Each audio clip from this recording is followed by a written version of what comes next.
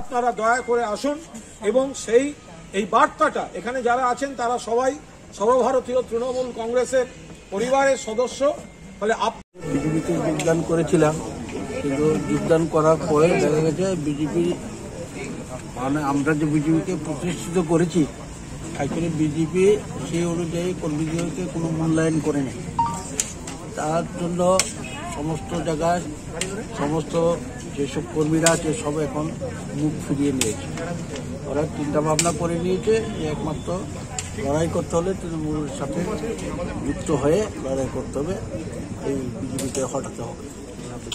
কি মনে করছেন যে যেহেতু আপনি তৃণমূলে এবার যোগদান করেছেন, কি মনে করছেন আগামী থেকে তৃণমূল কংগ্রেস থেকে আরো এগিয়ে নিয়ে যেতে পারবেন? অবশ্যই আর কি।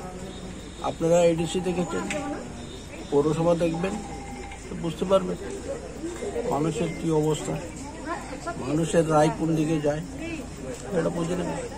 এতদিন সরকার চলছে বিজেপি গভর্নমেন্ট, আপনার মতামত কি? মানে সরকার কি কোনো কাজে সব জংলাবাজি, কথাবার্তা কোনো ঠিক নেই, উল্টো পাল্টা আশ্বাস দিচ্ছে, কাজের কাজ কিছুই করছে না, তো মানুষ মুখ ফিরিয়ে নিয়েছে।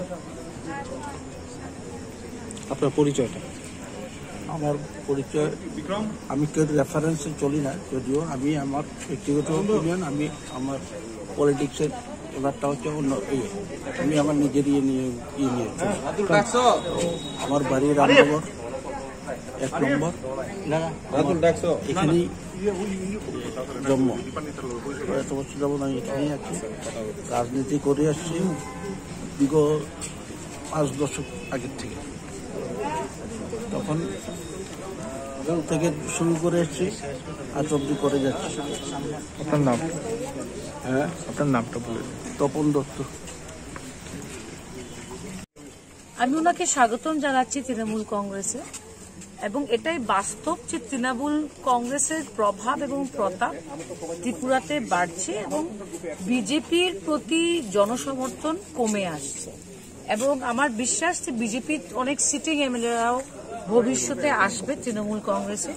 এই মুহূর্তে অনেকে বাই ইলেকশন ভয় পাচ্ছে, তো আমি আজকে যারা জয়েন করেছে তাদেরকে ওয়েলকাম করছি এবং আমার বিশ্বাস যে উনি তৃণমূল কংগ্রেসকে আরো শক্তিশালী করতে পারবেন। এবং ওনার সঙ্গে আমার পরিচয় আজকের থেকে না, আমার বাবা প্রয়াত নেতা সন্তোষ মহাদেব যখন ত্রিপুরা থেকে সাংসদ ছিলেন তখন থেকেই আমরা ওনাকে চিনি, এবং আমার বিশ্বাস যে উনি পার্টিকে আরো শক্তিশালী করতে পারবেন। উনি আজকে কতজন নিয়ে জয়েন করেছেন? কতজন? 150 মতো পরিবার, বেশিও হতে পারে, আর এই সংখ্যাটা আরো বাড়বে আমার বিশ্বাস।